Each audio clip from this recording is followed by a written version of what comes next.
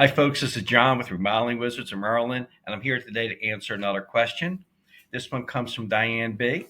And the question is what is the simplest, cleanest way to remove a popcorn or textured ceiling? Great question, Diane.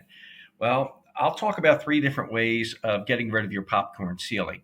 The first one is simply to go and skim coat over top of the popcorn ceiling. And typically it takes two or three coats of skim coating.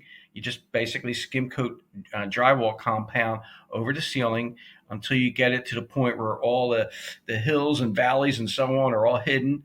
And now you can go back and sand it. And once it's sanded, you can prime it and get it ready for paint. The second method is to basically take a spray bottle full of water and spray the ceiling so that that popcorn ceiling absorbs a lot of moisture. And once that happens, you can go back with a scraper, scrape the popcorn ceiling off, and then you still would need to go back and skim coat it and patch it. Lots of times contractors use popcorn ceilings because they're trying to hide something that's underneath, like a drywall job that wasn't done well. So you end up fixing all of those things, sand it, prime it, get it ready for paint.